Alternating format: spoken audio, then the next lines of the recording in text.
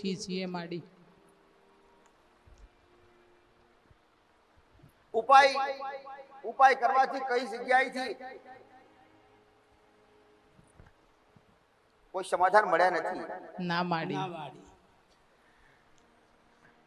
દેવી દેવતાની પૂજા કરવાથી ગુણ નથી મળ્યા.